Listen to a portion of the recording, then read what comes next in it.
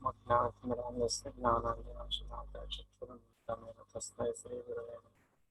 श्रीचैतन्यमनोभीष्टं स्थापितं येन भूतले स्वयं रूपकदानीयं ददाति स्वपदान्तिकं वन्देऽहं श्रीगुरो श्रीयुतापदकमलं श्रीगुरुं वैष्णवां च श्रीरूपं साग्रजातं साधनरघुनाथं नितं तं सजीवं साद्वैतं सावधूतं भजनसहितं कृष्णचैतन्यदेवं श्रीराधाकृष्णपादं साधना रघुनाथं नितं तं सजीवं साद्वैतं सावधूतं परिजनसहितं कृष्णचैतन्यदेवं श्रीराधाकृष्णपादां साधना रघुनाथं नितं तं सजीवं साद्वैतं सावधूतं परिजनसहितं कृष्णचैतन्यदेवं Shri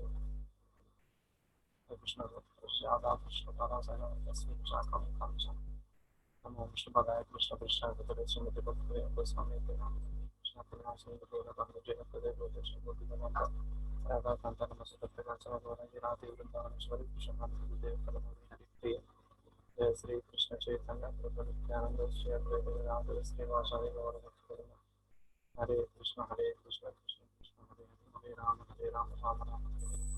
So we are going to start the book on the Krishna consciousness by the evidence of physical science. The book titles as follows: Dedication, Prayers, Preface, First edition to the second edition, Introduction.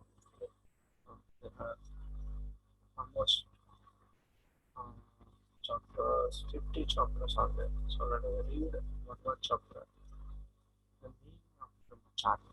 Second chapter, the benefits of Brahmacharya. Our Brahmacharya is also a designation.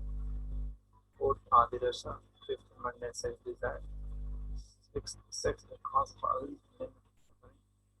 Sixth, fascination, the disease of modern age. Eighth chapter, sense purification. Ninth, restriction, association of women. Tenth, attitudes and devotional service. 11th, training. 12th, wise women and rules and regulations. 13th, submission and the guru disciple relationship. 14th chapter, detachment, austerity and renunciation. 15th, disciple discipline. 16th, determination. 17th, higher taste. 18th chapter, association. 19th, simplicity. 20th, sadhana. 21st, regulation. 22nd, engagement. 23rd, 24th, traveling. 20th chapter, health. 6th, attention of seaman. 27th, appearance and dress of a brahmachari. 28th, nakedness. 30th, general behavior and disposition of brahmachari. 30th, brahmachari as student life. 31st, the brahmachari ashram residence. So relationships. 33, the brahmachari leader. 34, attitudes towards the instruments. 38, dealing with human devotees. 36, dealing with the non-devotee women. 37, dealing with children. 38, dealing with non-friends. 39, dealing with the non-devotee in general. 40, dealing with non-devotional attachments. 41st, Vairagya. 47, second India. 43rd, overcoming sexual desire. 44th, fall down. 45th, masturbation. 47, preaching about celibacy. 48, staying brahmachari. 49, and if you are thinking about getting married, these chapters about that.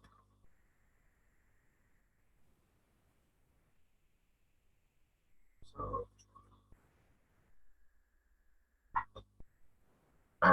this is by Bhakti Vikas Maharaj. Extensively quotes from the Divine Graces of the Son Prabhupada from Acharya, the International Sri Krishna Consciousness, and the Brahmachari leader. Quotes from Srila Prabhupada and that especially relevant to Brahmachari quotes from the Divine Graces of the Son Prabhupada, his oneness Siddhanta, Son Goswami, and Srila Prabhupada Ramrit. The copyright by the book and the book of International Krishna Consciousness quotes from this. Ravindra Sarvdas, the copyright by Gita Naga Press. The book features many quotes from Srila Prabhupada's purports, letters, lectures, and conversations. They are all copyrighted by Bhakti Book Trust International. Mostly short extracts from these sources have been quoted unless otherwise stated. A reference to quotes from Srila Prabhupada's books and from later sections of Srimad Bhagavatam are from the purports. To see the complete context in which these statements were made, readers may consult the books, letters, recording lectures, conversations with Prabhupada. Dates have been numerically represented according to the British usage. First date, month and year represents 3rd May and 1972. The book is dedicated to my Lord and Master, His Divine Grace A.C. Bhaktivedanta Swami Srila Prabhupada, the founder of Acharya. His wonderful Krishna consciousness informed us, all ignorant fools, all those in the city of Brahmachari, are trained as the Brahmacharis, taught us to go beyond Brahmachari to achieve the pure of Krishna. The greatest benediction of my life will be to counted among the atoms in the dust of His lotus prayers. ओम अज्ञानतिमिरान्धस्य ज्ञानाञ्जनशलाकया ओम नमो भगवते नरसिंहाय नमस्तेजस्तेजसे आविर्भाव वज्रनखः वज्रदंष्ट्रा कर्माशयन् सन्ध्या रन्ध्यः तमोग्रस ओम स्वाहा अभयम् अभयम् आत्मानि भूयिष्ठ ओम कृष्णम्. I offer my respectful obeisance unto the Lord Narasimhadev, the source of all power, O my Lord, who possesses nails and teeth just like thunderbolts. Kindly vanquish our demon-like desires, perverted activities in this material world. Please appear in our hearts and drive away our ignorance so that by your mercy we may become fearless in the struggle for existence in this material world. Unless one is completely freed from all material desires, which are caused by the dense darkness of ignorance, one cannot fully engage in the devotional service of the Lord. Therefore, we should always offer our prayers to Lord Narasimhadev, who killed Hiranyakashipu, the personification of material desire. Hiranya means goal and Kashipu means south, cushion or bed. Realistic persons always desire to make the body comfortable, and for this they require huge amounts of gold. Thus, Hiranyakashipu has a perfect representative of materialistic life.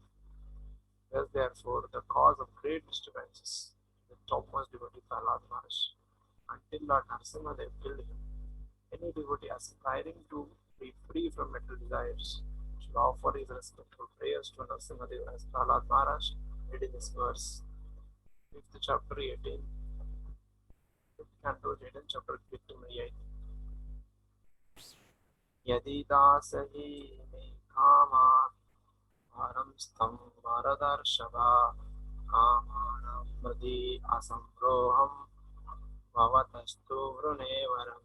O my Lord, best of grievers, of benedictions, if you at all want to bestow a desirable benediction upon me, then I pray from your lordship that within the core of my heart there is no material desires.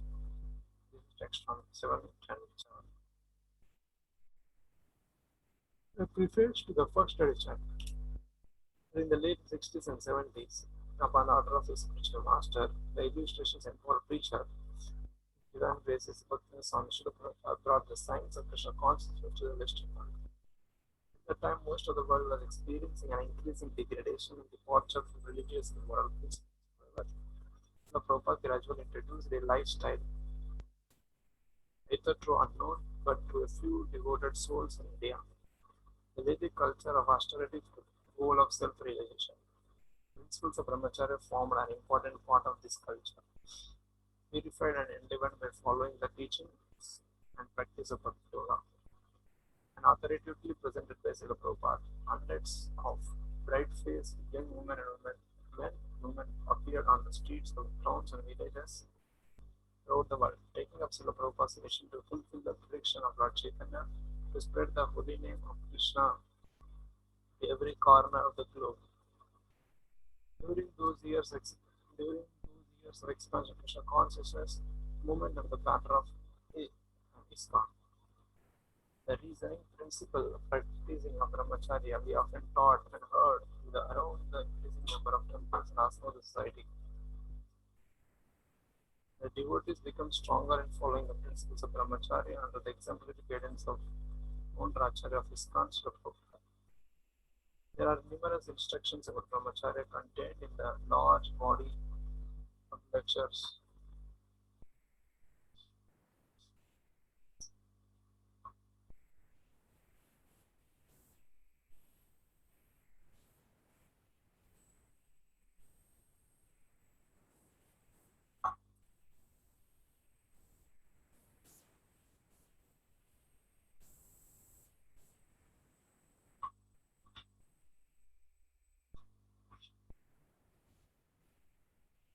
Hare Krishna. But the devotees become stronger in following principles of brahmacharya under the example of Purnachala Srila Prabhupada. There are numerous instructions about brahmacharya contained in large body of literatures and letters left by Srila Prabhupada. For those diligent enough to study them, however, until now, much of the principles and practice of brahmacharya has remained on oral tradition within Islam.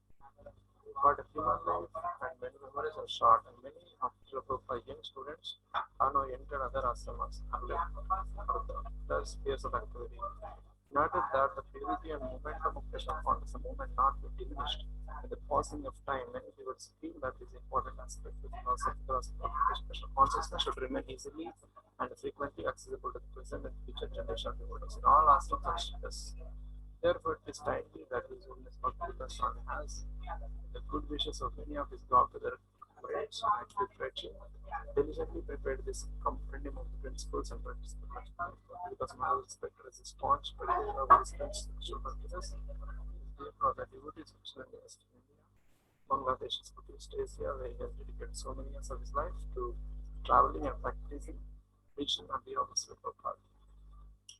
He certainly qualified to present this book. He has done great service by doing so. This book accurately called Easier Guides to Brahmacharya Life. The first part consists of elaborate discussions of and down-to-earth practical guidance on the many aspects of brahmacharya. The second part is compilation supports from Srila books, tapes, and letters from the subject matter.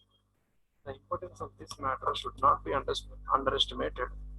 Brahmacharya basis of all four asanas and must be practiced by men and women serious and sincere about making tangible progress in the path back to Godhead. Tapasa brahmacharyena samena chitamena cha. There is no possibility of controlling the mind and senses without following the principles of brahmacharya. The Prabhupada lamented the dearth of educational institutions teaching the principles of brahmacharya and cited this as one of the reasons for lack of qualified members of other three ashramas. This was in the Bhagavatam 1.1.10. We pray that Srila Prabhupada's mercy, this book may help to educate and train the members of Krishna conscious movement to seriously understand and follow the principles of brahmacharya. Thus be pleasing to Srila Prabhupada and beneficial to the devotees and society. Feel fortunate to have met our dear Godbrother Bhaktivedanta Swami, then Ilapati Prabhu, he has finished the manuscript of this book and requested the blessings of his publication board for its publications and thus be given the chance to assist its production. Historically, books which present heavily blows to Maya in her work of keeping the fallen souls an illusion often had to pass through many impediments before finally become manifest. We are glad that after passing through the long series of obstacles, this book could finally go to press. Beg the forgiveness of the readers for any unintentional errors or lack of quality in the present volume. We pray that the readers may nonetheless reap the full benefit of understanding the determined practice of the principles contained in this book, which may in turn help them to rapidly advance on the path straight back home, back to Godhead. Whatever Backward International Express, Appearance Day of Lord Balram, the publishers, Lord Mandal Bhumidas. Now we are reading the preface to the second edition.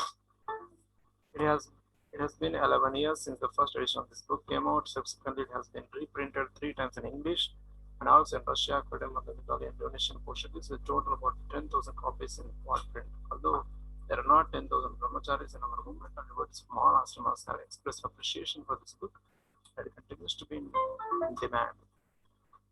The first edition was the first published. I have collected more snippets from suitable for brahmacharis. This edition is not the essence difference from the first, but gives more of the same substance. I pray the devotees may find it helpful in their ongoing journey toward the lotus of Krishna. Dasanadas Bhakti Introduction. Now we'll be discussing the introduction part of this particular book. Human life, especially the male form, is meant for self-realization, to understand our eternal relationship with God or Krishna. This book is meant for men who have seriously taken to Krishna consciousness, especially for those devotees who have joined the Brahmachari ashram with no training or to background in spiritual life.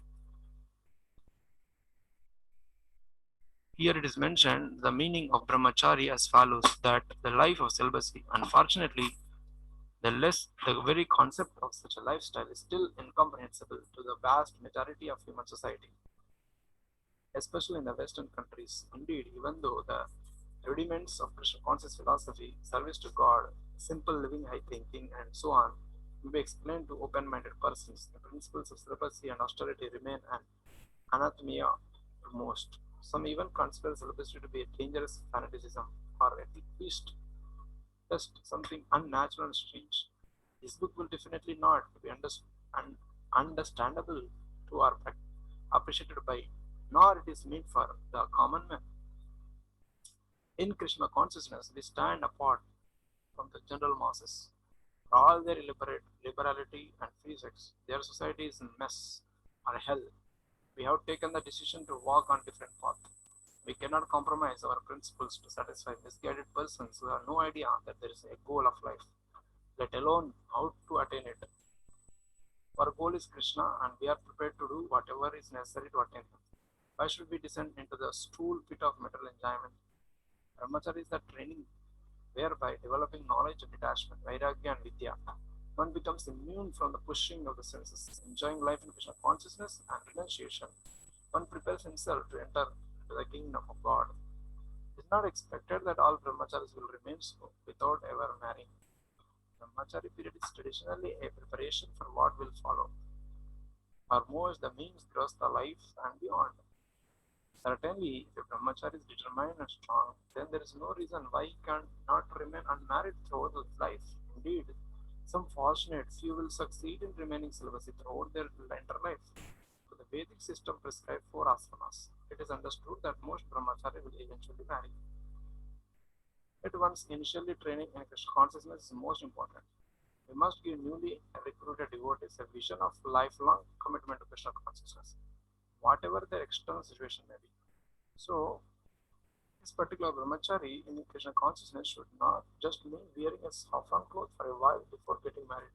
The waiting is a serious training program for both the attached, those who intended to marry, and the detached, those who want to remain single throughout their lives. The more strictly we follow, the more benefit we derive. Of course, brahmacharya is not a goal of life, Krishna consciousness is.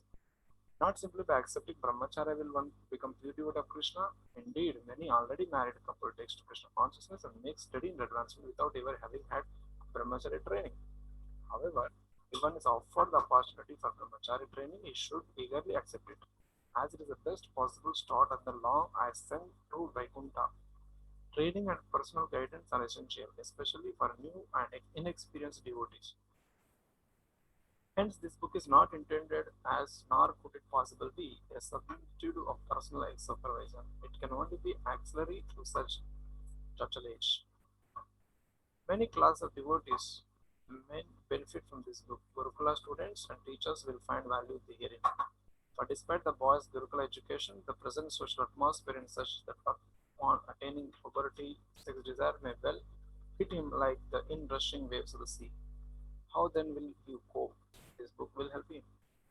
Herein there is also much valuable information of gurus, sannyasis, temple leaders, and other senior devotees for whom preaching to and caring for brahmachari is an important aspect of their service. Certainly, every temple president wants to have a team of enthusiastic brahmachari for when inspired brahmacharis render tremendous service. Grasta may also derive strength from this book in preparation for the renunciation that they must ultimately accept as varnaprasthas if they actually uh, intended to perfect their lives. And herein, devotee women can learn more about how and why to act cautiously around men. For while the scriptures repeatedly warn men not to be captivated by the charms of women, for women, Maya appears in the form of men, and as long man and woman are attached to each other for better enjoyment, they remain dangerous to each other. Thus, the couple should be especially aware of this tremendous responsibility to send their sons to be trained as brahmacharis, to be molded as great personalities, and thus be saved from a vicious life of sense gratification.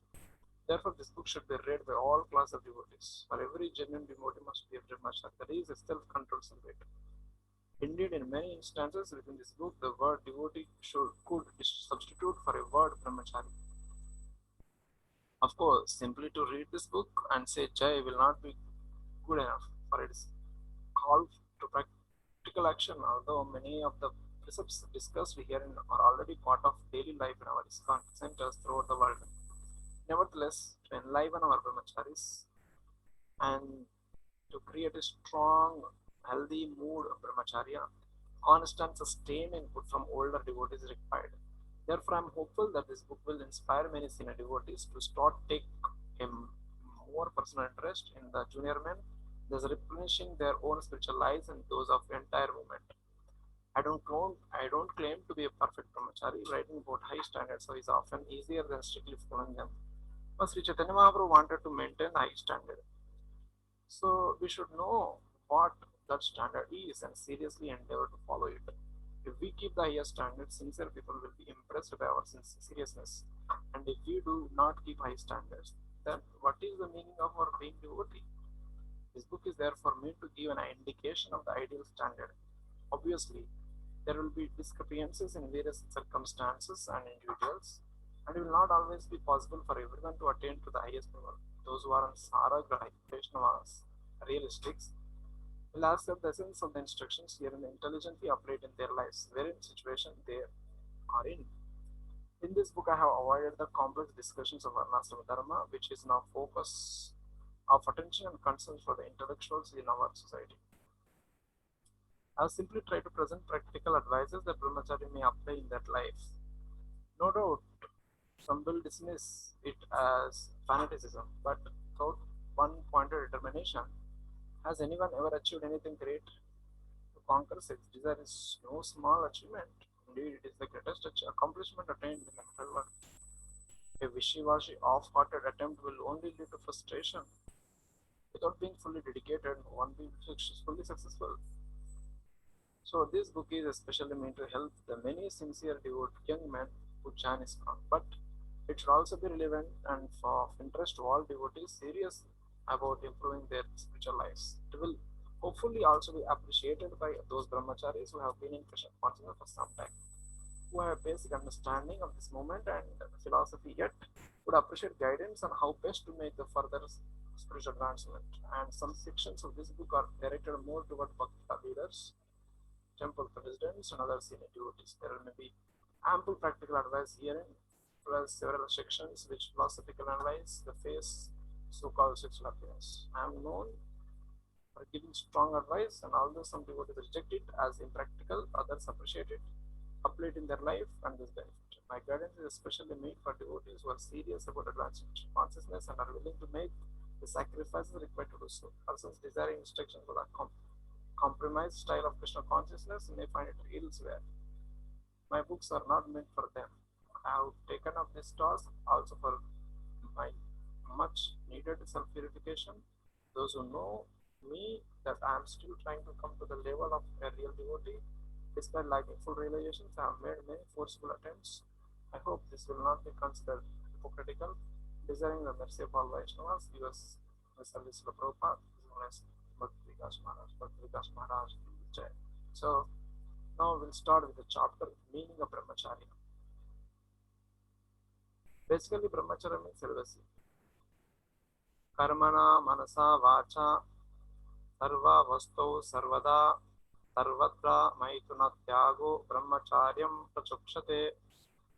The whole brahmacharya is meant to help one completely abstain from sex, indulgence in work, words, and mind at all times, under all circumstances, in all places. Yajna Smriti is quoted from Bhagavad Gita 6.13 to 14.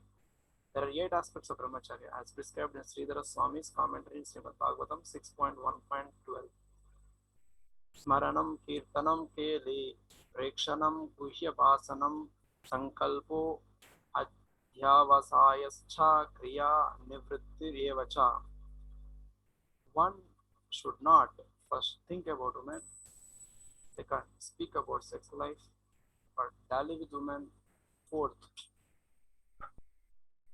look lustfully at women, fifth, talk intimately with women, sixth, decide to engage in sexual intercourse, seventh, endeavor for sex life, eighth, engage in sex life. This Srimad Bhagavatam, 6th canto, 1st verse, 13th purport. One who practices brahmacharya is called a brahmachari. In the varnasrama system, the brahmachari ashram is the first of four, namely brahmachari, grihastha, vanaprastha, and sannyasa. According to Vedic principle, the first part of life should be utilized in brahmacharya for the development of character and spiritual qualities. Brahmacharya is thus student life.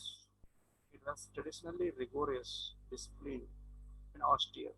It is life of cultivation, of preparing for the future. In all ashramas, devotees are cultivating Krishna consciousness, preparing for the examination of death. The brahmachari period is especially meant for training in how to control the senses and subdue the mind, training to be grihastha, vanaprastha, and sannyasi.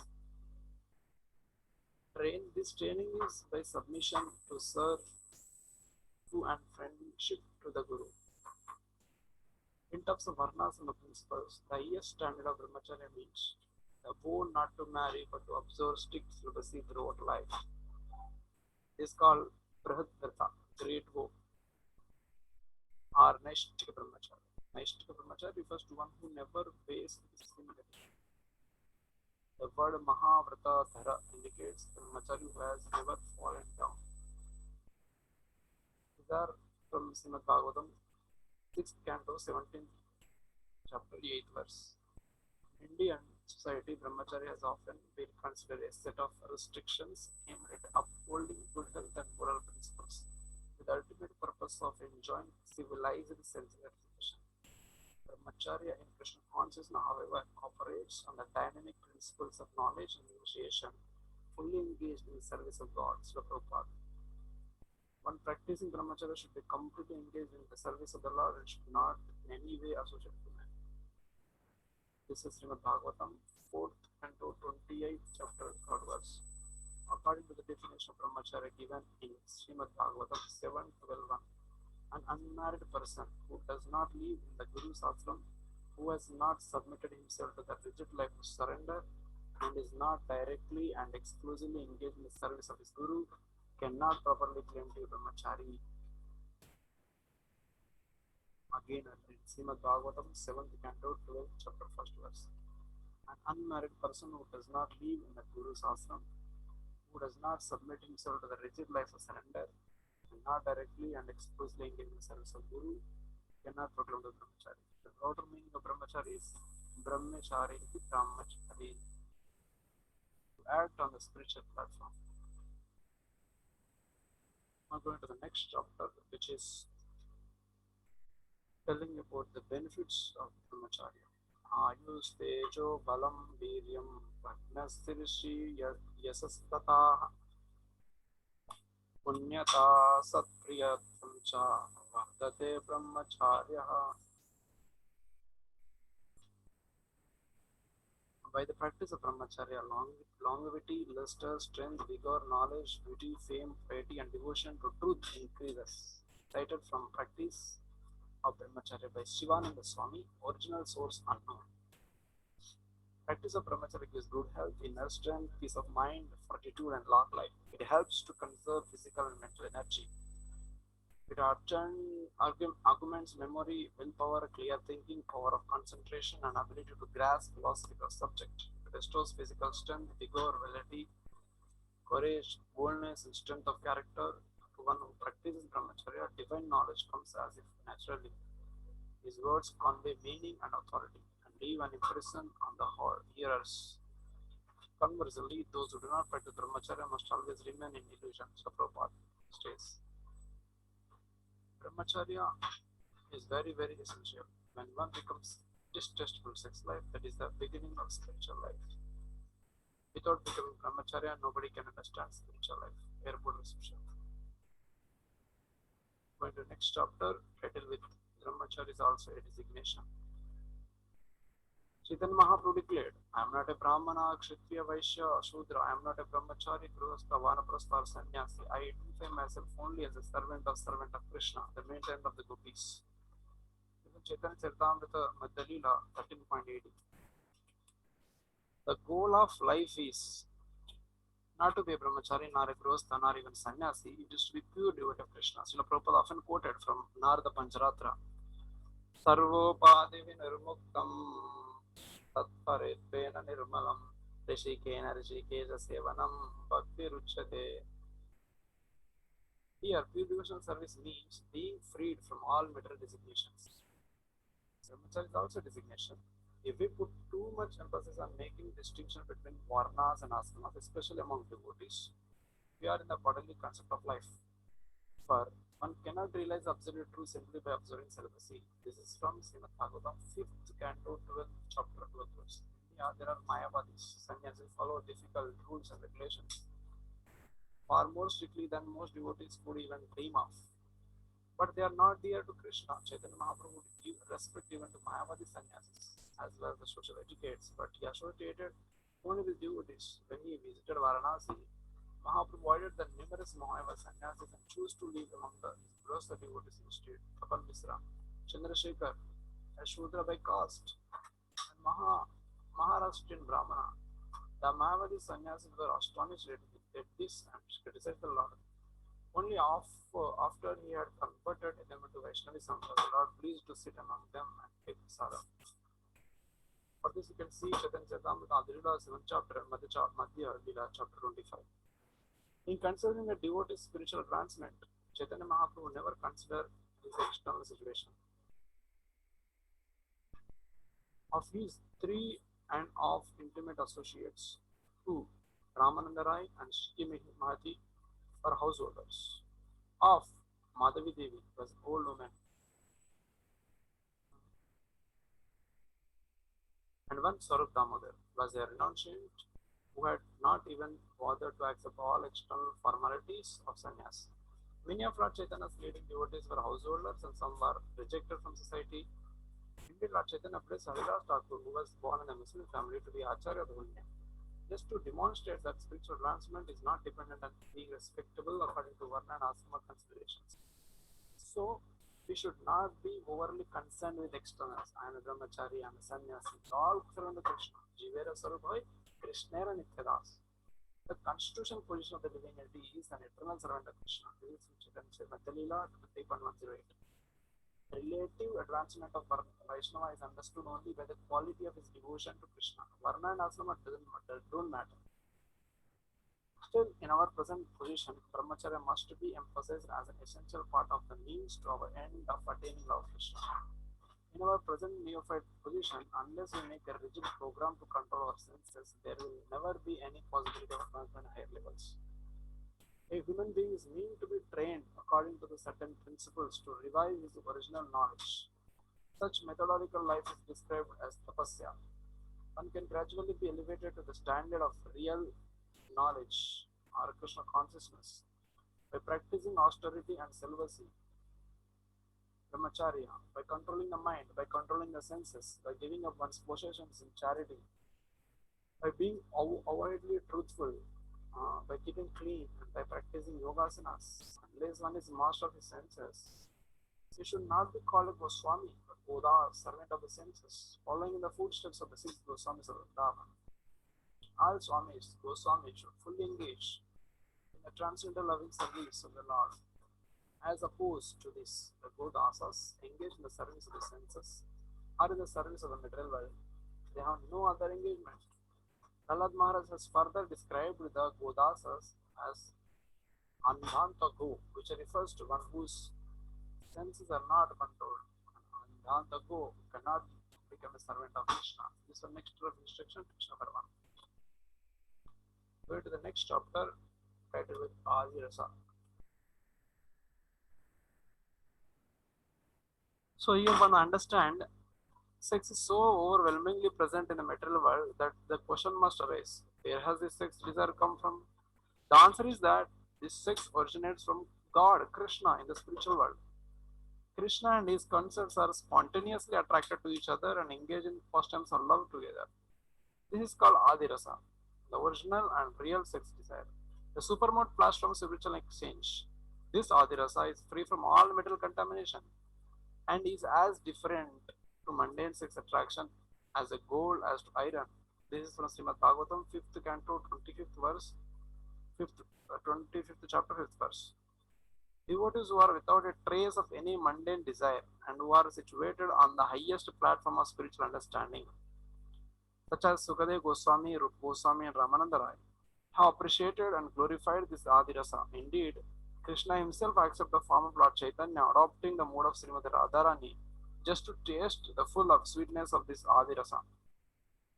When this incomprehensibly elevated service mode is perverted and twisted by souls envious of Krishna's enjoyment, it comes out as nasty, mundane sex desire, which enthralls the conditioned souls and poses an ever-present menace for the aspiring transcendentalist.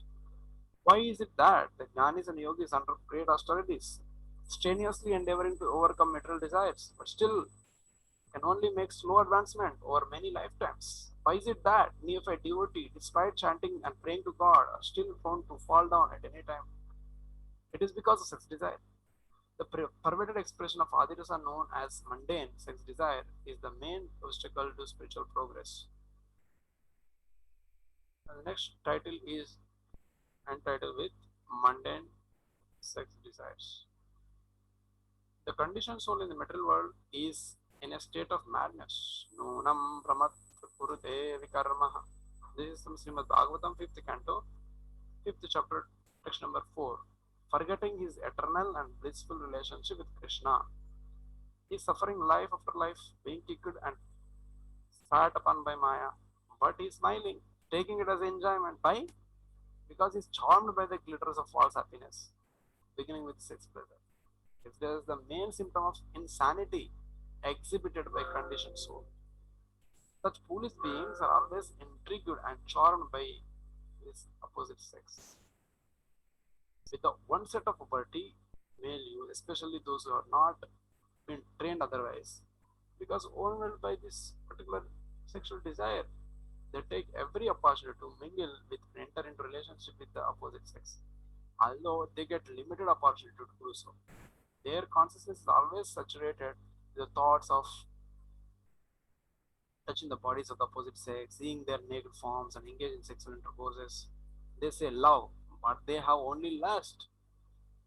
Even the more sober members of society who are not cultivating gross sexual lust as their main business in life may be captivated by fantasies of enjoying the body of a sexual partner. For the thought of sex is never far away from the mind of a conditioned soul. But there is nothing intrinsically beautiful about any material body. Even the bodies of beauty queens are simply bags of skin filled with foul smelling, revolting substances, blood, mucus, bile, stool, and urine, combined as muscles, bones, fat, liver, hurt, and intense stress. That is what they are having sex with. Sexual happiness is the happiness of uniting the two urine producing parts. Yet, by a mighty power of illusion, an arrangement of skin and flesh overrides all logic and sanity and brings even a person of intelligence down to the level of dog. As a pig is attracted to a sow, or a male cockroach to a female, so the sexual desire of man for woman. It is not even slightly more elevated than that of the hogs and pigs. There is especially nothing special about sex. It is not wonderful. It is not noble. It is not romantic. It is just a bodily function, a response to raw gut feeling. If you think about it soberly, the whole prospect of sex seems rather silly. Still, everybody is doing it. The president of America is doing it. The bombs on the street are doing it. The cats and dogs are doing it. Only a few great souls are attempting to conquer over it. In human society, sex desire is expanded into many forms under the headings of profit, adoration, and distinction.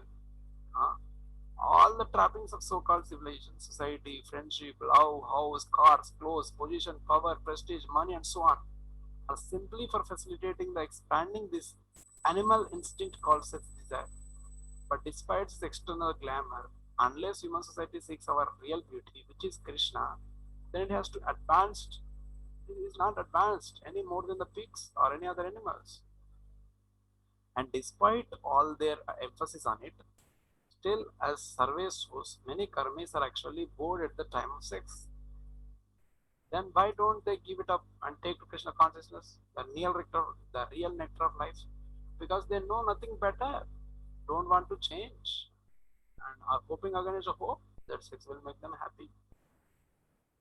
Those who are fortunate will take to Krishna consciousness for real advancement of life. Krishna consciousness is far above the perversities of the gross materialistics and the fruitless efforts of the Gyanis and Yogis. Even a neophyte devotee can be confident of gradual conquering over lust because he has got the right method, that is, to revive his natural real love for Krishna, his love for Krishna, and he sticks to the path. Then he will, in due course of time, achieve full Krishna consciousness. Then he will be completely satisfied forever. See, this particular brahmacharya is meant for developing clear, unsentimental, uncompromising understanding of these points as the basis for making rapid, determined progress in spiritual life. To make a rapid, determined progress in Krishna consciousness. All the above advice given in this book is based on this understanding. Sex cannot make one happy, only Krishna can make us happy. Devotees who rigidly study Srila Prabhupada books can keep this understanding active in their hearts. Then following all rules and regulations of spiritual life will come naturally. So now let us go to the next chapter entitled with sex, the cause of unlimited suffering. Of all kinds of suffering and bondage arising from various attachments, none is greater than the suffering and bondage arising from attachment to women and intimate contact with those attached to women. This is from Srimad Bhagavatam, 11th canto, 14th chapter, text number 30. Because the experience and urges of sex are so intense, the syndrome of men and women relationships surrounding it is so complex, it diverts the conditioned soul's attention away from Krishna and deludes him more than any other trick of Maya. Sometimes the foolish conditioned soul experiences great delight in enjoying sex. At other times he is frustrated and burns in the fire of lust. Or when scorned by a lover, he suffers mental agony, sometimes so severe that he is driven to kill the loved one or himself or both. The loss of a partner to whom one is intimately emotionally attached by death or other means leaves the remaining partner with a broken heart. Especially in our most abominable degraded modern society, thousands of people's lives become shattered by having their bodies exploited either forcefully or tactfully by others. The greatest myth in human society is that sex is the cause of happiness, and that by adjusting or increasing one's sex life, one can find happiness. Factually, the opposite is true. The more one becomes involved in sex, the more he becomes entangled by the complexities of the actions and reactions of material life. This ultimately leads to unrestricted enjoyer to make birth in an animal kingdom, where he is awarded improved facilities to carry on with his sexual activities, and with minimal restrictions. Birth after birth he can enjoy. There are 8,400,000 varieties of sex to his heart's content. He will also experience varieties of death, varieties of birth, varieties of old age, varieties of diseases, and he will never be happy. The more, the much, the much advertised pleasure of sex is more fantasized about than real. People assume that sex will bring them pleasure, but the actual act is over in a few minutes and gives far less sensual gratification than was imagined in the mind. In the long run, it brings much more troubles than enjoyment. On the physical platform also, sex is debilitating and can be dangerous.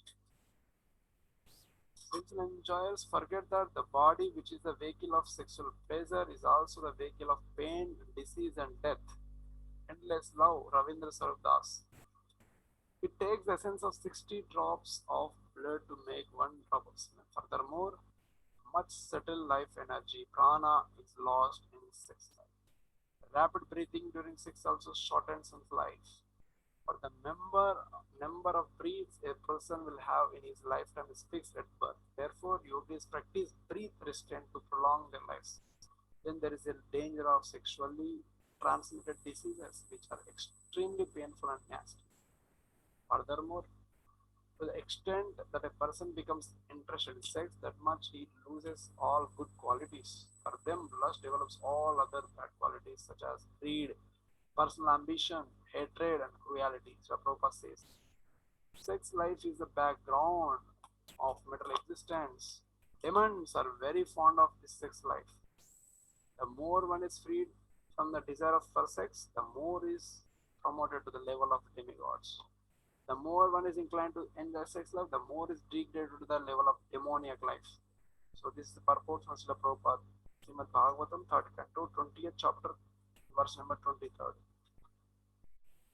A lusty person becomes not only keenly interested in sexual enjoyment, but in all other forms of sense gratification also. Although such people may generally appear to act fairly, reasonably, actually they are all self-centered and selfish. They are after what they can get from themselves. The Srimad Bhagavatam, 5th canto, 18th chapter, 12th verse says, therefore analyzes that non-devotees have no good qualities, even though they may appear to. They are simply suffering and causing others to suffer in a mesh of greed, envy, and mutual exploitation, with just a veneer of social civility. This is especially evident in today's me first generation. The whole society raised on consumeristic greed and lust, with no higher moral than get what you can grab. Now we'll be going to the next chapter entitled with the sex fascination, the disease of modern age. Sex is the overwhelming obsession of modern society. Sexually promiscuity is so unrelentingly stressed that anyone who does not appear to the highly interested in it is generally considered to be a crank. Social pressure induces people to try to maintain juvenile lustiness long after the sensual high of youth has subsided. Thus, millions of people remain emotionally immature all their lives, and it is a sick world. Ignorance of their relationship with Krishna and unsure of their status in rapidly changing societies which have no fixed values, people desperately desire an identity, an image of themselves which they feel good with and which others respect in the schools, in the media, and by word of mouth. The story is out. Sex is where it's at. The power of the media to mold people's attitudes and behavior is a pathetic but documented fact. Even if the average person's mind would not have been always absorbed in sexual thoughts, the media makes sure it is. The advertising industry, in particularly, tirelessly churns out unending pictures of dressed up or undressed women in magazines, on billboards, and televisions, always and everywhere. Despite grossly exploiting the bodies of women and the basest impulses of men, solely for the sake of making some already over rich people even richer. Their activities continue for the most part unquestioned. The general public absorb their propaganda and remain ever steeped in lust, having no knowledge of the necessities to resist. Thus, advertisements oozing with sexual overtones allures the willingness gullible public to mindless purchase everything from wax scrubber to brandy. And the consumer society rolls on with its member forever in artificial state of sexual stimulation. Constant titillation of the senses, however, increasingly dulls the spirit. Thus, despite all the cellular promises, people will find themselves cheated for real happiness. In adolescence, when the senses appear to have unlimited power to invoke euphoric delights, happiness through sense enjoyment seems not only to be distinct possibility but the very meaning of life. But the pleasures of youth, as the poets laments, is but a fleeting frolic. The ability of the body to enjoy is like a water-laden sponge. At first, if you just pinch it, water gushes out. But as it is squeezed more and more, it gradually becomes difficult to get even a few drops of water from it. Similarly, attempts for sexual enjoyment increasingly results in emptiness and frustration. Still, most people fail to recognize the limits of sexual enjoyment. Due to their misdirected education, they think that their lack of satisfaction with sex means there is something wrong in their approach to it. They may end up and psychologist, coach, or read some of the hundreds of books on improved sex life. Yoga for Sex, Talk for Sex, The Modern Human's Guide to Sex, Talk for Sex Secrets, Guide for Better Sex. However, the harder they grow for pleasure, the more surely it eludes them. As they furiously try to force their bodies into giving them the happiness which they regard as a natural birthright, they may turn to frequently masturbation, increased promiscuity, pornography, varieties of perversity, and ultimately violence. Actually, civilization teaches its members to sublime sublimate their sexual desires for higher spiritual purposes. Modern civilization exploits people's sexual cravings, makes a business out of it, and sends people to hell by millions. Seeing all this, the Vaishnavas are sorry. If only people could understand the simple fact, we are all eternal servant of Krishna. Our sexual desire is simply a perverted reflection of our heart's deepest longings to love Krishna. If we just know this, we could all be happy. But in the darkness of modern age, it is very difficult to convince anyone that there is anything wrong with sex at all. The members of Krishna conscious movement have great responsibility to some or other give this real knowledge to the people of the world. Srila Prabhupada. The Krishna conscious movement will go down in history as having saved mankind in its darkest hour. Srila Prabhupada ki jai. The next chapter is entitled with sense gratification. So here it is mentioned the idea that we can achieve happiness through the enjoyment of our senses, especially through the prototype of all pleasures, sex and sexual love, is an illusion which is perhaps the most deeply rooted and pervasive of all human convictions. With the disintegration of traditional religious and official establishment of secular philosophies, this illusion has gained the force of an obsession. Endless love, Ravindra Sardas. It is based on the touch sensation. It is the topmost pleasure in, and therefore the main binding force of the material world. But there are 5 other senses also: the sense of seeing, sense of smelling, sense of tasting, sense of hearing, and the mind. Any of them can carry away the mind, even of the man of discrimination who is endeavoring to control them. So this is the taken from Bhagavad Gita, 2nd chapter, 20th, 60th verse. Furthermore, each senses has many desire to be fulfilled. This is Srimad Bhagavatam, 4th canto, 25th chapter, 20th verse. Full of the senses very strong and dangerous. However, there is no real enjoyment in sense gratification. On the contrary, there is a built-in pain in material pleasures. Happiness derived from a combination of the senses and the sense objects is always a cause of distress. This is Bhagavad Gita 18.38. And as one's body engages in sensory gratification, it becomes weaker and weaker daily. That is from Bhagavatam 4.28. Real pleasure means Krishna consciousness, the happiness of the soul. The so-called pleasure of material life is simply an illusion, construction of the mind. As per the agitation of the flickering mind, they are divided into 2 divisions. The first is called Avirodha Priti or unrestricted attachment, and the other is called Virodha Yukta Krodha, anger arising from frustration. Adherents to the philosophy of the Mayavadis believe in the fruitive results of the Karmavadis and believes in plan based on the materialistic desires are also called Avirodha Priti. The Jnanis, the Karmis, the materialistic plan makers generally attract the attention of conditioned souls. But when the materialist cannot fulfill their plans and when their devas are frustrated, they become angry. Frustration of material desires produces anger. This is from Nectar of Instruction, text number 1. Satisfaction of the mind can be obtained only by taking the mind away from thoughts of sense enjoyment. The more the mind dwells in sense gratification, the more it is satisfied. Understanding this is from Bhagavad Gita 17.60. Understanding this, the transcendental undergo tapasya, austerity, giving up sense gratification. But even giving up sense gratification by practicing the rules and regulations of spiritual life is not enough. We also have to give up meditating on sense gratification. Unless and until we completely give up all hope for trying to enjoy this material world, we will not be able to finally fix our intelligence. We will have ups and downs and will not taste the true bliss of Krishna consciousness, the Prabhupada said. If our mind is filled with sense gratification, even though we want Krishna consciousness, by continuous practice, we cannot forget the subject of sense gratification. This is Srimad Bhagavatam 4.22.30. And in the Chaitanya Charitamrita, it is stated that if someone sincerely wants to see the Lord and at the same time wants to enjoy this material world, he is considered to be a fool only. This is Srimad Bhagavatam 2.9.23. Therefore, it is the duty of transcendentalists to try strenuously to control desire. This is Bhagavad Gita 5.23.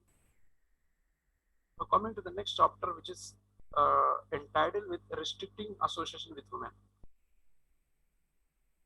Since the dawn of history, materialistic have written thousands of books about dealing with women, and it is still mystery to them, especially if women are accepted as sense objects. Relationship with them remain inextricably complex. Nectar in the beginning, poison in the end. The brahmachari has no real business associating with women. Whatever must be there, he keeps as brief as possible. He knows that the male human form is meant for self-realization and that the attraction to the female form blocks such spiritual advancement. Therefore, the Vedic culture has always carefully restricted the mixing of men and women. Most of the time, traditional brahmacharis would not see women at all, as they would be busy with their studies, addressing all women as Mata, mother, oh mother. The only relation with they might have with their guru's life, who is in the absence of their real mother, would look after the boys. Even then, there are restrictions, especially after the boys reached puberty, and if the boy was young, brahmacharis would not even see any young woman for the first 25 years of their life. This lecture from 6th February 1975. Vanaprasthas kept the company of their aging wives under strict vows, but for sannyasis, association with women was meant to be zero. Even grocers were only allowed limited association. Free mixing with women was only for Sudras and outcasts, those no higher values of life.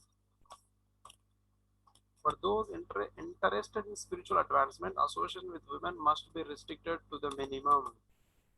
In the presence of women, the consciousness of men changes.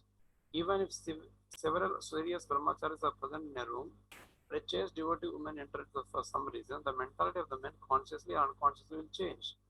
They will become self-conscious in their words and actions.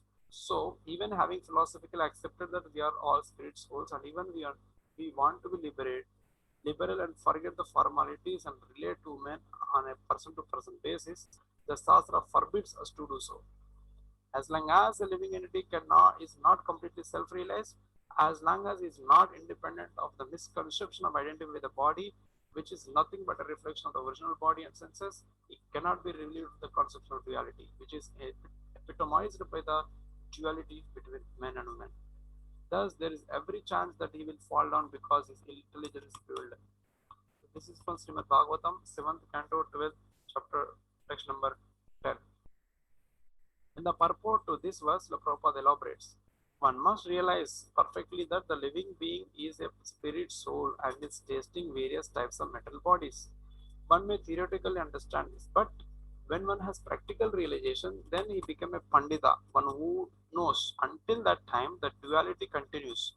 The conception of men and women also continues. In this stage, one should be very careful in mixing with women. No one should think himself perfect and forget the Sastric injections that one should be careful about associating even with his daughter, mother, sister, not to speak of other women.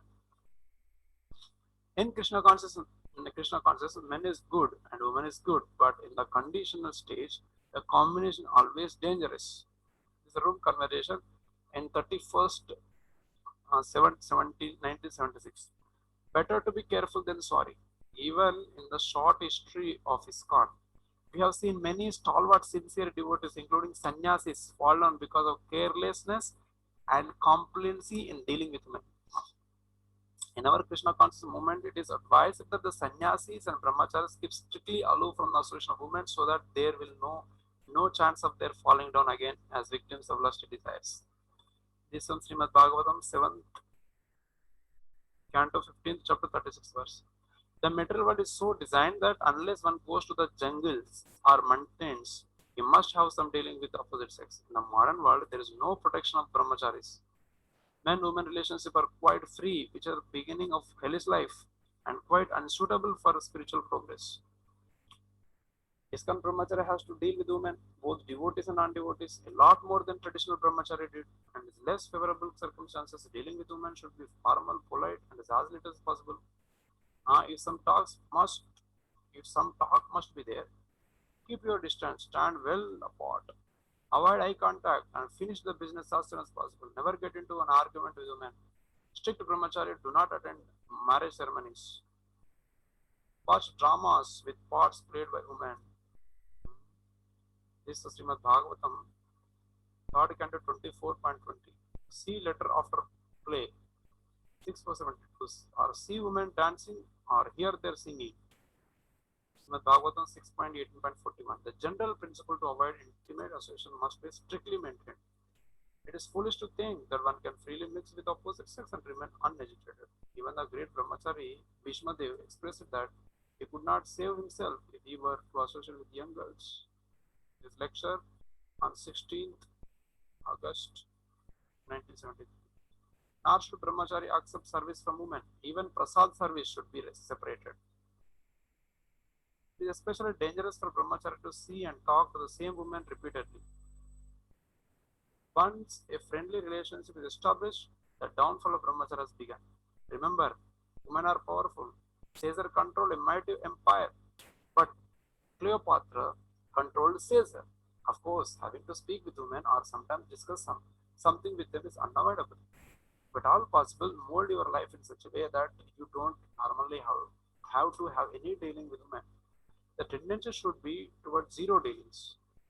Brahmachari should avoid physically touching women, but to do so even accidentally will agitate the mind. Keep at least far enough away so that there is not even a possibility of brushing against women's clothing, or preferably further still. Lord Chaitanya, even in his outdoor life, would stand well to the side if he saw a woman approaching on the path. Nor did he joke with women. The eyes have a tendency to stray toward women, but this should be given up. When a man looks at a woman, the Cupid Kamadev standing nearby with his flower bow immediately shoots an arrow called Mohana, meaning infatuation, delusion, folly, which means the man to be fascinated by the female form. After this preliminary bewilderment, Cupid sends a further 4 arrows, namely Sambhana, which stuns the man and causes him to forget all else. Unmadana, which causes him to be as intoxicated. Soshana, which causes intense attraction. Thapana, which deeply pierces the heart and causes burn. Hardly anyone in the 3 worlds has the power to resist the influence of these arrows. Maya is so strong that even in the midst of an enlivening kirtana, a devotee engaged in chanting the pure names of Supreme Lord may become attracted upon seeing the form of the opposite sex, especially dancing form. Therefore, brahmachari should practice not looking at women, and should especially never see a woman dressing, combing her hair, running, playing sports, sleeping, bathing, undressed or partially dressed. Never trust the mind. The mind will tell us, oh, I can speak to this woman. I won't be agitated. She's only a child. Oh, she's much older than me. So no, she's chaste wife or so and so. Or anyway, I know the philosophy. I'm not going to speak to her for long. It's important. And I'm not going to fall down. But Sastra says that what to speak of lusty rascals, brought up in the modern sex-centered so-called civilization. Even learned scholars of the Vedic knowledge are totally forbid from sitting close to their mother, sister, or daughter. This Srimad Bhagavatam 9.19.17. The chaste behavior helps to control the mind. The natural tendency to be thirsty is checked by deliberate restraint in dealing with opposite sex. As soon as one even slightly indulges in looking at, unnecessarily talking with, or in any way behaving loosely with women, then the god is let loose and lusty desires begin to enter. Soon the intelligence becomes bewildered, and being impelled by the senses, one can distinguish between activities that are beneficial, those are should be avoided. One who loses control of his mind loses control of his life and becomes controlled by Maya in the form of a woman. Therefore, a brahmachari must be careful to control his mind and senses and not indulge them in the illusory pleasures derived from seeing, thinking about, or talking with women. The mind and senses are so strong that they can never be trusted. The only thing they can be trusted to do is to sell us of Maya if given even a shadow of an opportunity. One slip into illicit sex will cause havoc in the life of a devotee. The strong restrictions may seem odd to the context of modern social relationships, but the fact is that unless this discrimination between the sexes are re-established, there is no hope for human society. A civilization that allows men to mix unrestricted with women is an animal civilization. In Kali Yuga, people are extremely liberal, but mixing with women and talking with them as equal actual constitutes an uncivilized way of life. This is Srimad Bhagavatam 7.12.8. The scriptures enjoin that we see all women as our mother. That's a healthy approach for brahmachari, even if most women, due to lack of training, don't act like mothers. Even if most women, due to lack of training, don't like women, don't try to impress women. We may not even be fully conscious of it, but when women are present, the tendency is to try to impress them by our good behavior, eloquent speaking, and athletic dancing and whatever. Be careful. However, fanatical anti-womanism is also unhealthy. How many women hating strong brahmacharis have succumbed to become big enjoyers of rulers? The roughness of so-called super brahmacharis, as if unkindness and rudeness to women were proof of their freedom from sex desire, actually indicative of their agitation. Indeed, undesirable traits such as the desire to dominate or impress others, unnecessary anger, and ferocious eating are all symptoms of sex desires manifest in different ways. Attachment and rejection are both sides of the coin, same mode of passion. Neutrality and detachment from born of sattva-guna are requested of steady devotee. One must come to the mode of goodness to maintain brahmacharya. In goodness, knowledge and vision develops. Our philosophy begins with Atma Gnana. We are not the body, male or female, so we should not develop a superiority complex. And big renounced brahmachari, who are this less intelligent woman who knows possible in our last lives we are in women's bodies and women's in men's bodies. Still, we don't keep the distinction. Danger, keep your distance. Don't be rough. Don't be rude. Don't be worried about being considered old or antisocial by distinct. Better be safe than sorry. Coming to the next chapter entitled with Attitude in Devotional Service. One of the most important statements about Krishna consciousness is in Srila Prabhupada's reference to the nectar of instruction. Advancement in Krishna consciousness depends on the attitude of the fact follower. So, here Srila Prabhupada has stated that anyone can become pure devotee of Krishna immediately if he simply desires to so.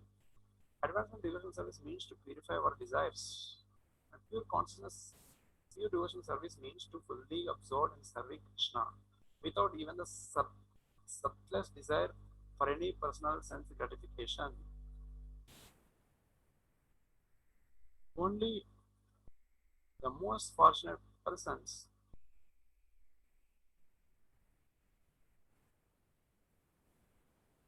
only the most fortunate people can come to Krishna consciousness. People come to devotional service for varieties of reasons. Some are seeking shelter from intense desire, distress. Others are looking for simple alternative lifestyle. Some come out of curiosity to see what it is all about. Some become they want a cleaner, better life for themselves and their families. Some are directly searching for God and meaning of life. Of course, real devotional service is completely unmotivated, even by desires for peace and holistic well-being. Only such surrender attitude can bring complete satisfaction to the self. Those who are most intelligent will, from the beginning of their practice of Krishna consciousness, sincerely endeavor to be pure devotees of Krishna. Such an attitude is always be encouraged, for it is the essence of our movement. Others, however, may consider such an outlook to be utopian. How is it possible? They will postulate. For those coming from such sinful backgrounds to consider seriously the prospect of becoming pure devotee, completely free from all material desires, better be realistic, they say. Make some compromise with Maya. Continue at the same level of Krishna consciousness. Of course, everyone is encouraged to begin devotional service at whatever level is find convenient, and it is not expected that all will take it to the fully from the very beginning. Indeed, the old system of Varnasrama Dharma, which from the basis of Vedic culture, is meant to gradually elevation of material contaminated persons who are willing to adopt some measures of Krishna consciousness into their lives but are not yet prepared for full surrender to Krishna. However, Srila Prabhupada's whole mood and the Lord Chaitanya's and our entire sampradaya is that Krishna consciousness is easily available in this Kali Yuga by the easy process of chanting Hare Krishna. So why not take full advantage of it? Perfect our lives and go back home, back to Godhead. Srila Prabhupada said, don't think that this chanting and dancing will not lead to the desired goal. It will. It is the assurance of Lord Chaitanya Mahaprabhu that one will get all perfections by this process. Purport to the song of Parama Karuna.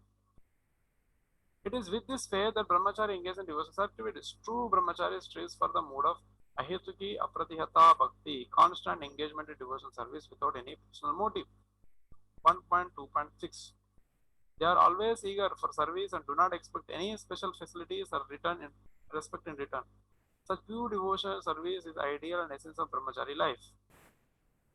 So, though devotees who are not the striving for perfection, who are executing mixed devotional service, may consider the prospect of becoming pure devotee in this life to be impossible, especially those who are once thus endeavoring but who have fallen away from the strict standard of devotional service, may even be cynical about the effects of these devotees who continue to perform devotional service with enthusiasm. But we should know this for what it is, Maya. Just because someone has fallen away does not mean that everybody will fall away.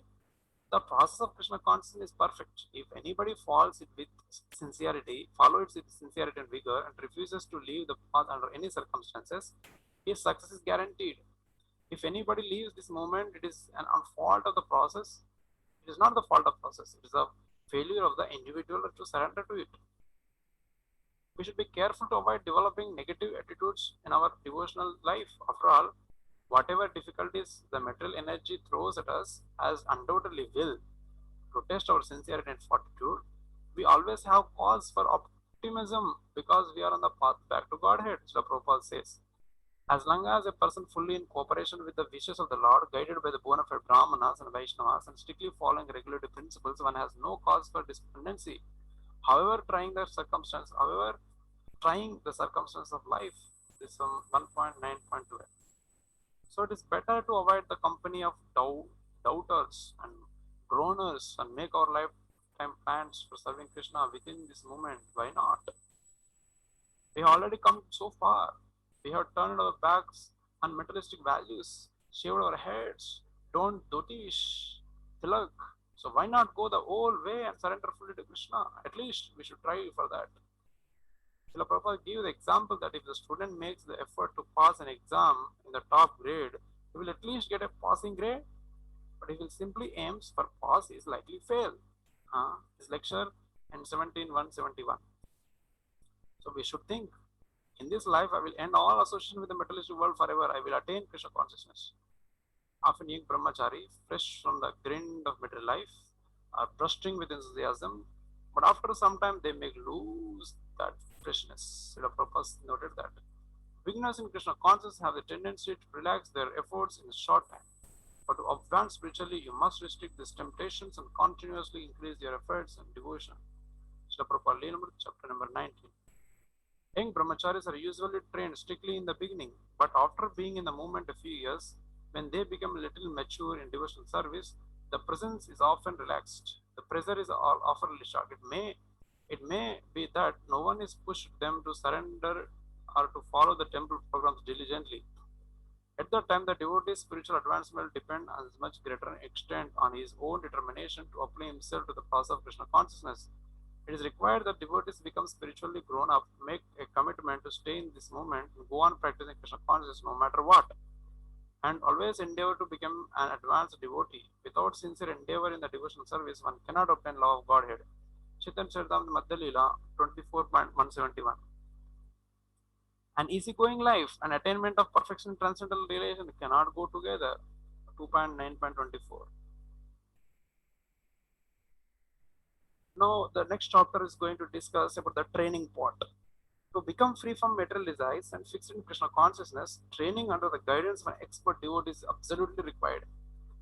Traditionally, therefore, brahmacharis live under the direct tutelage of their spiritual master, being surrendered to him and serving him as a menial servant. Under strict regulations, brahmacharis would perform all kinds of menial services, would beg for the guru, and would not even eat unless called by the gurus. They accepted any chastisements with no question of arguing. This is complete training for smash the false ego. Although such rigid discipline is hardly possible nowadays, our movement is nevertheless primarily educational and is meant to provide training. Krishna conscious training is so powerful that it quickly raises even the most fallen to the position of Mahatmas, great souls. It is the duty of those who are able to help others to do so.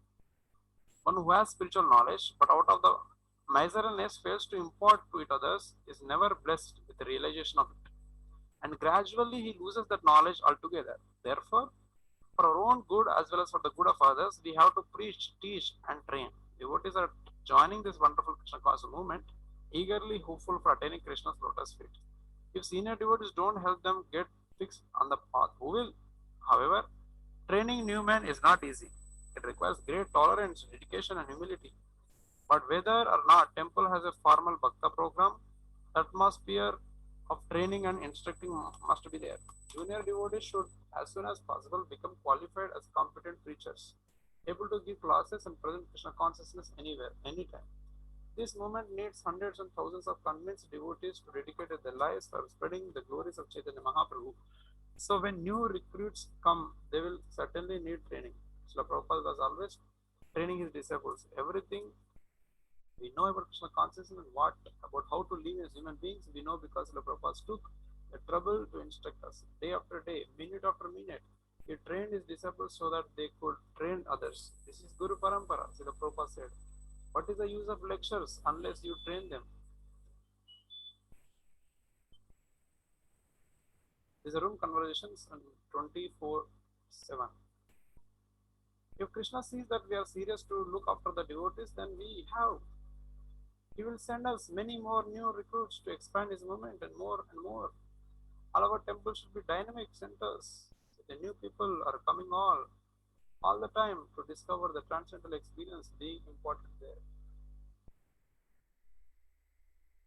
Now coming to the next chapter, this title with why so many rules and regulations. All devotees, especially brahmacharis and sannyasis, have to follow a set of rules and regulations that would surprise a materialist. Rising before 4 o'clock, attending services, going down before deities, and so on throughout the day. It is brainwashing. The anti-cultist scream for weak-minded morons only. It's a fact. Our minds are weak before Maya, are following the rules and regulations. Krishna concept protect us from her onslaught. The Bhagavad Gita 2.64 describes that by following the regulative principles of freedom, one can control the senses and obtain the completely merciful Lord. Beginners in Krishna consciousness may have apprehensions about so many restrictions. Such neophytes need not be forced to follow all subsidiary rules, but may be requested to simply chant, dance, take prasadam, and hear about Krishna. Prabhu goes advising that someone or other non-devotee can be brought to Krishna consciousness, and all rules and regulations can be introduced later. To become successful in Krishna consciousness, we must accept the devotional syllabus given by the previous Acharya Srila Prabhupada. No one can be situated in exalted position without having undertaken the regulative life of rules and regulations. 2.9.40. When aspiring devotee comes to realize this, he will happily take up the practice of Krishna consciousness strictly. Forcing austerities on new and unwilling candidates is not a good blessing. But those who have submitted themselves for initiation must be serious, otherwise their initiation is meaningless. Srila Prabhupada. Krishna consciousness is not difficult, but determination is difficult. That determination comes by tapasya, and therefore we have rules and regulations. If you follow the rules and regulations, then you will be determined. Otherwise, you will be victims of Maya. The rules and regulations are just to keep you fixed up in your determination. But if you don't follow them, then you fall down. This is a room conversation 10.174.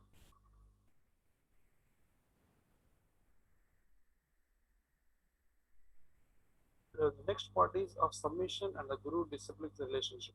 A student should practice completely controlling his senses. He should be submissive and should have an attitude of firm relationship to spiritual master. The great guru and brahmachari should live at the gurukula only for the benefit of guru. 7.12.1. Traditionally, brahmachari begins with a young boy in ascent to gurukul. Dependence upon a guru is so intrinsic to brahmachari life that one cannot properly be considered brahmachari unless he has accepted the shelter of his guru. Simply being celibate does not constitute brahmacharya. In all the four asamas, one must submit to the guru.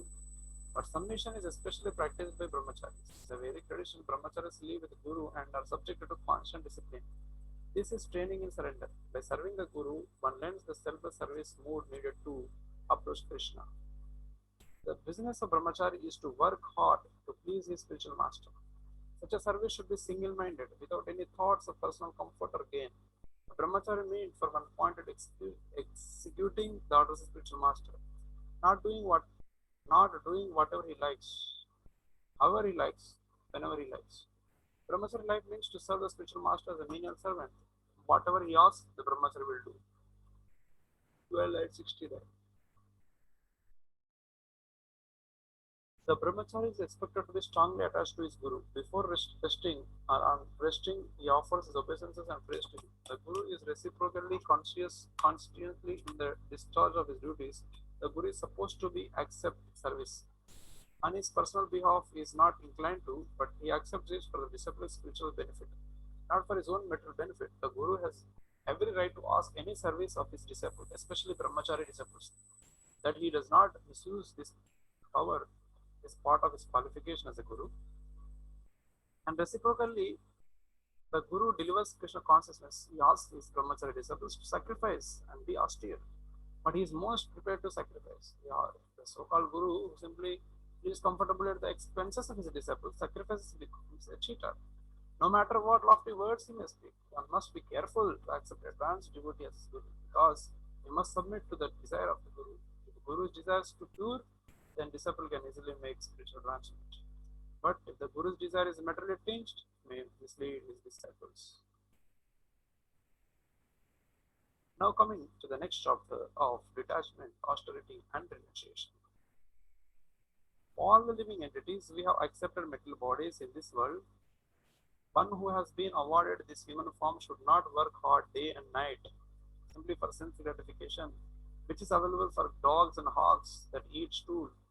One should engage in penances and austerity to attain the divine position of devotional service. By such activity, one's heart is purified, and when one attains this position, he attains eternal blissful life, which is transcendental to material happiness and which constitutes forever. This comes in Bhagavatam 5.5.1. Human life is meant for self-realization.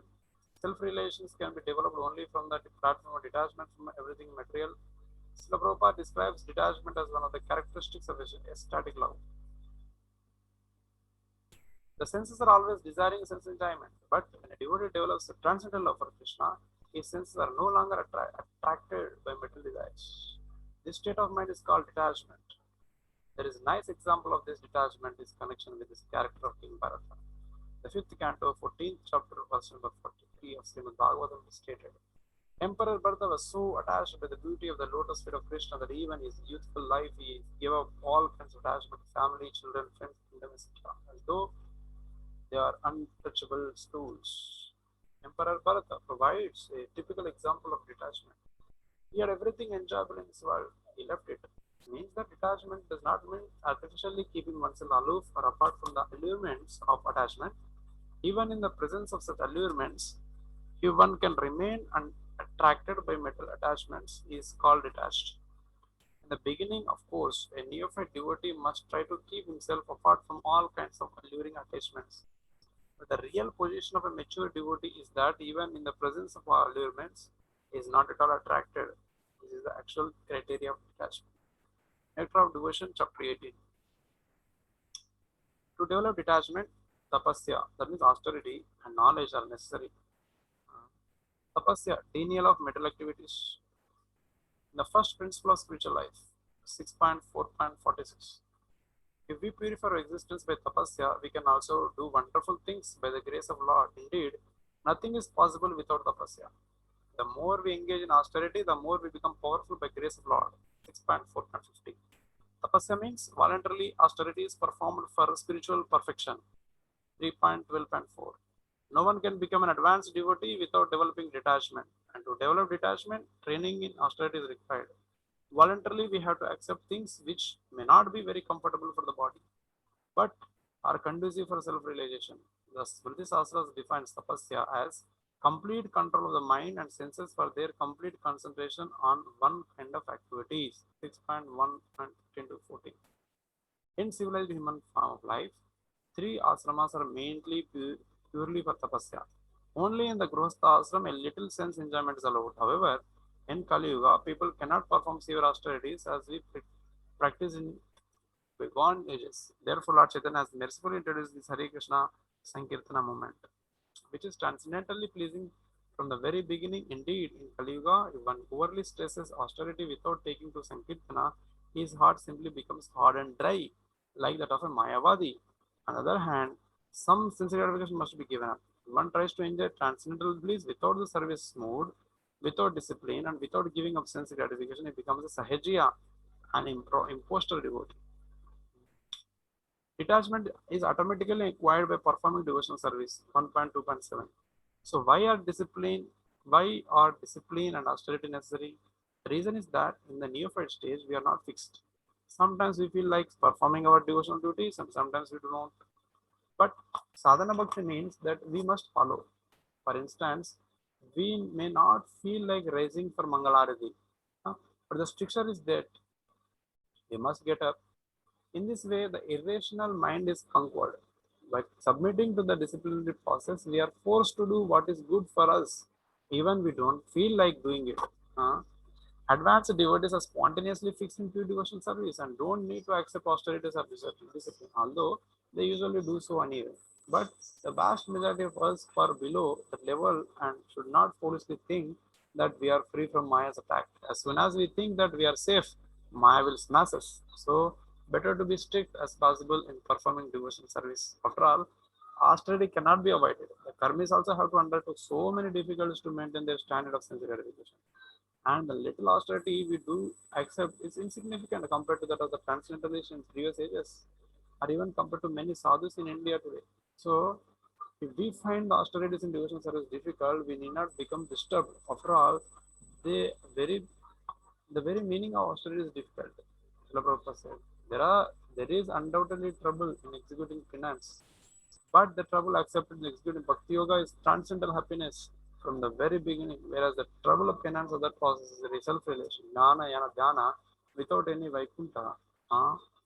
Realization ends in trouble only and nothing more. 2.9.9. Basic austerities for brahmacharis are following all rules and regulations of devotional service, rising early in the morning, taking only Krishna Pradam, etc. Dedicating all our time and energy to work hard for Krishna service, 9.426. Living simply, accepting whatever living conditions are available without making elaborate arrangement for our comfort, living without sex and family life, and submitting to the order of the gurus in all respects. Our whole life is austere, hard work, long hours, no pay, no privacy, no prestige, no sense gratification, and no holy place, pure bliss.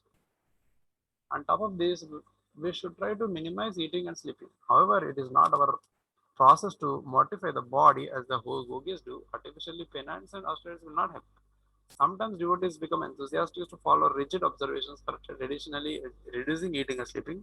But Srila Prabhupada was more interested that his disciples accept austerities involved in preaching than those of full Ekadashi fasting, rigid Chaturmasya observance, or concocted austerities. Sometimes devotees embark on a program of drastic reduction of eating, sleeping, but such endeavors usually end in massive meal and long sleep. Better to be regulated, steady, sensible, and patient.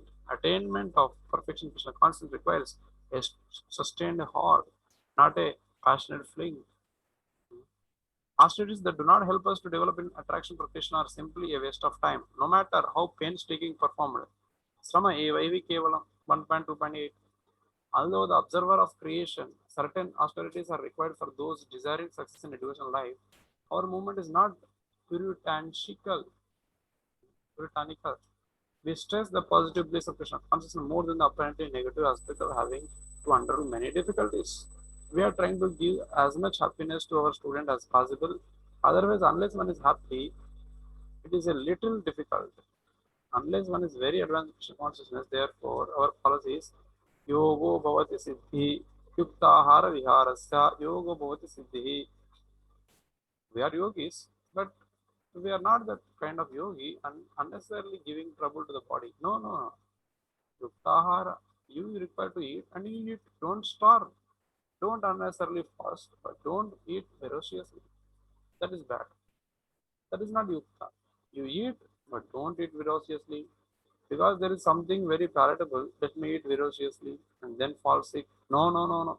And if you cannot digest, then you will sleep. Huh? You will sleep only. Therefore, don't eat more, but eat whatever is necessary. Lecture 25, 11, 73. This particular devotional service under the direction of the bona fide spiritual master is the only method of satisfying Krishna. There is no mechanical means of attaining Krishna consciousness. Although great devotionals are advanced devotees like six Goswamis, almost completely given up eating and sleeping, we should not attempt to imitate them. After all, they were experiencing the highest transcendental bliss and were almost oblivious of their bodily conditions. Srila Prabhupada says, if we immediately try to become like Raghunath Goswami by imitating him, we are sure to fail, and whatever progress we have made will be defeated.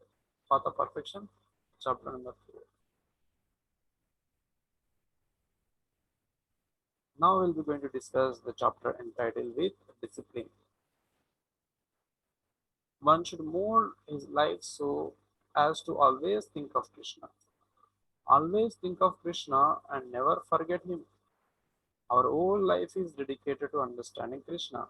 Why then can't we think of Krishna? Because our consciousness is polluted. Our heads are full of all kinds of nonsense which blocks remembrance of Krishna. This contamination begins with sex desire. Srila Prabhupada stated that if one can just get free from sex desire, he is 50% liberated. Letter 15 to 68. As much as we are afflicted by sex desire, that much we cannot remember Krishna. Until we completely reject sense gratification, physical and mental, one and for all, we will not able to fix the intelligence. Acts of sense gratification are preceded by desires and contemplations. Since these are functions of the mind, Brahmachari is trained to control the mind by the intelligence. One of those intelligence remains controlled by the mind is no better than an animal or child. Nothing auspicious is possible for it. However, the mind is as difficult to control as the raging wind. Therefore, Bhakti Siddhanta Saraswati Thakur Maharaj says, he advises us to discipline the rascal mind by beating it 100 times in the morning with shoes and 100 times at night with broom. 564. As long as our intelligence is not completely fixed in the lotus by Krishna, such stringent discipline is necessary. Brahmachari voluntarily agrees to discipline by the expert spiritual master. By his mercy, the impossible controlling the mind and senses becomes possible. The next chapter entitled with the determination. Without having fully determined, no one can hope to get free from sexual bondage. Maya is so strong that unless one is determined not to fall victim, even the Supreme Personality God cannot give him protection. CC Madhya 17.4. Especially for one who has not been trained from childhood, to follow the 8 aspects of celibacy may seem almost impossible. But it is possible as stated by the greatest Brahmachari Narada Muni in the Srimad Bhagavatam 7.15.22. By making plans with determination, one should give up lusty desire for sense gratification. In the purport, Prabhupada writes, Srila Vishwanath Chakravarti Thakur has suggested how one can conquer lusty desire for sense gratification. One can give up thinking of women. For thinking in this way, it's natural. Even while walking on the streets, one will see so many women. However, if one is determined not to live with the woman, even while seeing a woman, he will not become lusty. If one is determined not to have sex, he can automatically conquer lusty desire. An example given in this regard is, even when he is hungry, if on that particular day he has decided to observe fasting, he can naturally conquer the disturbance of hunger and thirst. Now let us discuss the next chapter entitled the higher taste, higher Krishna consciousness. We have to be determined to maintain our celibacy. But how do we maintain our determination? Philosophical understanding of the miseries of material life will certainly help us, but it is not in itself a guarantee of safety from all now. We have seen even philosophically competent devotees slip away, especially in Kali Yuga. Unless one develops a sense of bhakti, satisfaction, within celibacy is almost impossible. As parts and parcel of Krishna, the supreme enjoyer, we have the pleasure seeking potency, Ananda, Vyayama, Vyasa. Unless we get some real taste from our devotional service, we will be attracted to material enjoyment. Often, newly surrendered devotees get a rush to Krishna consciousness. Now, Krishna gives them a strong dose of nectar to make their commitment solid. But often, after some time, the bliss does not come automatically. You have to work for it. Even advanced devotees must constantly reapply themselves to the surrendering process. Then Krishna will bless them. and they will never think of going away. However, if we perform devotional service with our own pleasure in mind, we will never be able to achieve it. As part and parcel of Krishna, we can only be satisfied by satisfying Him. As much as the limits of the body become satisfied by satisfying the stomach, we simply have to hear and chant the holy names of Krishna and surrender to Him, willingly undertaking all difficulties in His service. Then, when He is satisfied with us, He will make us happy. Krishna consciousness is a happy moment. Enthusiastic devotees taste bliss at every moment. For exalted devotees who are truly experiencing the unlimited transcendental happiness of advanced Krishna consciousness, the so-called pleasure of the mundane, its enjoyment seems no more significant than the straw in its teeth. Most of us are unfortunately not so elevated, but at least we have all at some time tasted some drops of bliss and had a tiny insight into what we would be like if we are actually Krishna conscious. So, if we are suffering from an attack from Maya, we are feeling down and out and are not very enthusiastic to serve, we can reflect back on better times in Krishna consciousness when Krishna revealed a little of his mercy to us and we were moved to tears or jumped up and down in his. We have to go on searching for the nectar. If we go back to the process, chant Hare Krishna, dance for Krishna, take Krishna Prasadam, hear about Krishna, do some service, will become happy again. If we go back to the process, chant Hare Krishna, dance for Krishna, take Krishna Prasadam, hear about Krishna, do some service, we will become happy. Devotion is not different from Krishna, and Krishna is the deserver of all pleasures. Uttishta Jagruta Prapya Vara Nibodhata. Wake up from the sleep of Maya and attain the boon of eternal nectarian life. This is from Katha Upanishad 1.3.14. Now coming to the next chapter entitled with association. Good association is essential to help maintain the determination necessary for making strong progress in spiritual life. On the other hand, bad association can easily and quickly destroy whatever spiritual development we have made. Throughout this book, Srila Prabhupada again and again stresses the need of proper association. A few quotes. 3.25.25. Without the association of persons who are Krishna consciously engaged in devotional service, one cannot make advancement. Simply by theoretical knowledge or study, one cannot make any appropriate advancement. One must give up the association of materialistic person and seek the association of devotees, because without the association of devotees, one cannot understand the activities of the Lord. Association with the devotees means association with the Lord. The devotees takes this association with the devotees who takes this association develops the consciousness of the rendering service to the Lord, and then being situated in the transcendental position of devotional service, he gradually becomes perfect.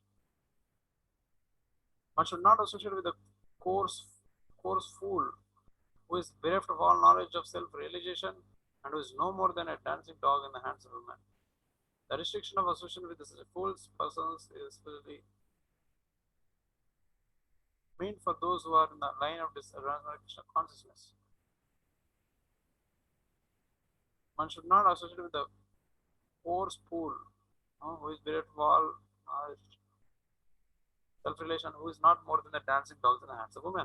The restriction of association with such fools is especially meant for those who are in line of the transcendental Krishna consciousness.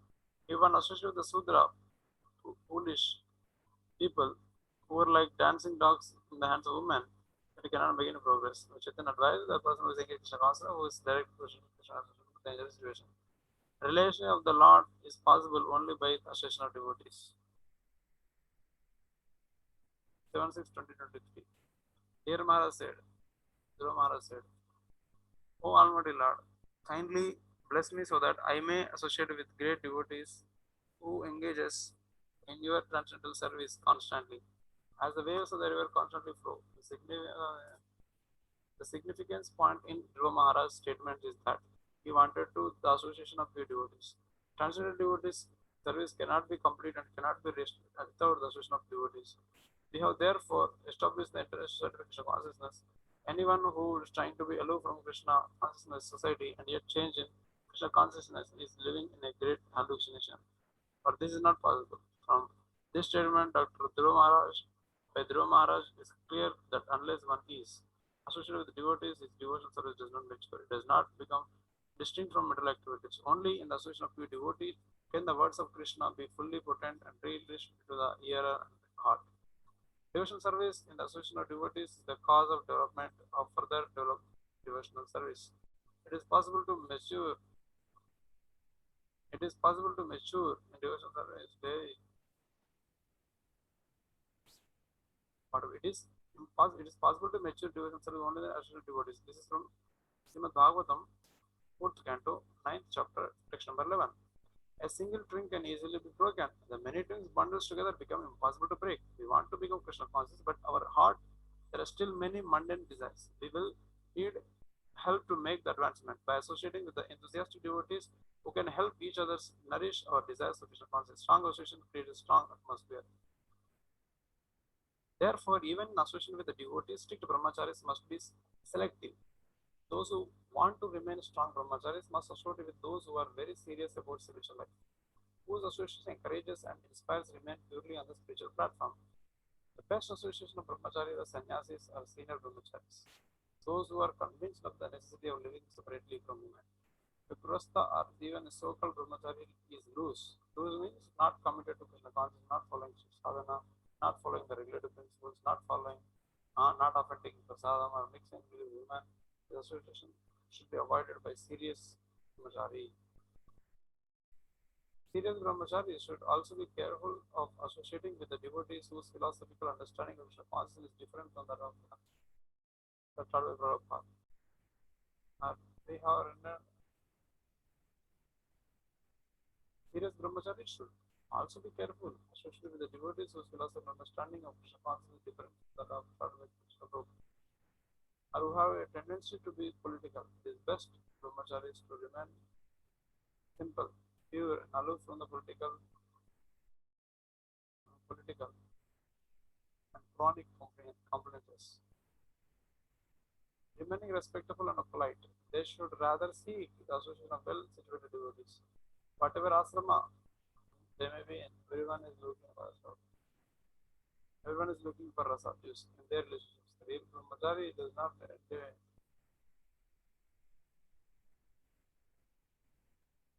it is mentioned, a real brahmachari does not identify himself materially as a man, but an eternal servant of God, Krishna. A man needs woman, but a servant of the Lord needs God. Therefore, committed brahmachari stays in the association of devotees and experiences stays in spiritual relationships. It does not try to enjoy material relationships by serving together, encouraging and checking each other, and providing help in times of spiritual crisis. Devotees should solid friendship based on Krishna consciousness. Unlike materialistic friendships that are based on sense gratification, this is the real friendship. Perhaps for the first time in many lifetimes, the brahmachari does not get such rasa in his relationship with the devotees. He will tend to look it further among the women and homies. However, devotees are often intense, and living with them can be austere and hard on the false ego. This is especially so for brahmacharis who have less independence and law are expected to surrender more and more. The members of any other asrama or devotees in particular, many find it very hard to understand to a new lifestyle. But new devotees in particular may not find it hard to adjust into new lifestyle. Because of their lack of training, they may sometimes act or speak improperly and need to be corrected. But despite all difficulties, brahmacharis should resolve to stick to the path. Better take the knocks of the brahmachari ashram than the much harder knocks of life outside of Krishna consciousness or married life within Krishna consciousness. If you need a break, take shelter of holy name, Prabhupada's books, Krishna Prasad. Don't go outside. The best association is to found within the international society Krishna consciousness. There are many Vaishnava societies in the world, but ISKCON is Prabhupada's movement, which Prabhupada especially benedicted by Lord Chaitanya Mahaprabhu to fulfill this mission of mission. The ISKCON is the special movement made for receiving the distribution of Krishna's, Lord Chaitanya's mercy. In this preaching movement, by the presence of critical necessity, devotees are forced to work hard, cooperate, surrender. Sometimes devotees make mistakes or not seem very sophisticated, but we should know that they are being purified in the fire of Sankirtana, and that will be true if we remain sincere and strict with the devotees. Sometimes, junior, sometimes we see, we should know that there are the being purified in the fire of Sankirtana, they will be true if we remain sincere and strict with the devotees. Sometimes junior devotees may be living in the same temple with senior devotees who would like to take their association, which they so much need to help with them in spiritual development, but are hesitant to do so, thinking that such senior devotees will not like to be disturbed by me.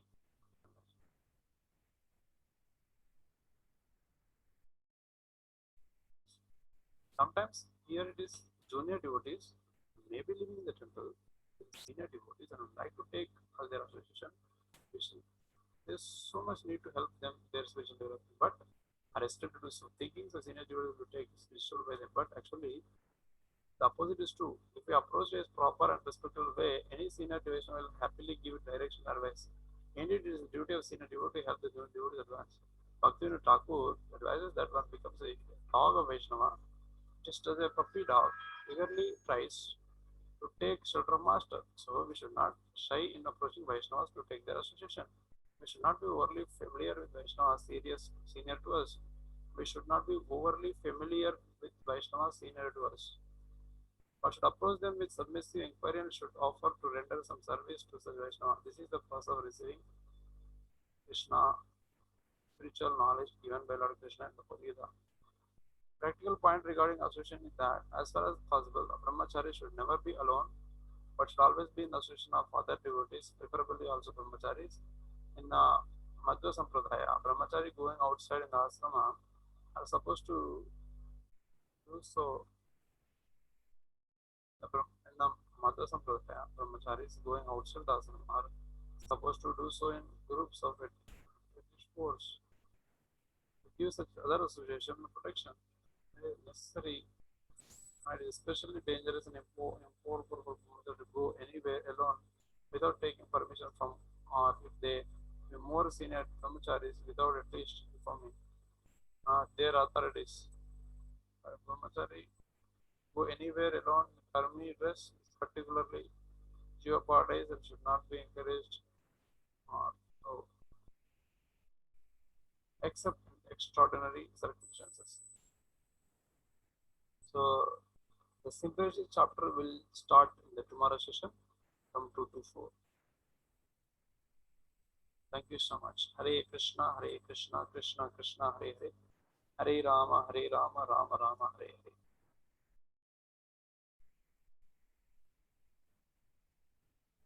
Srila Prabhupada ki jai, Gaur Bhakta Vrinda ki jai.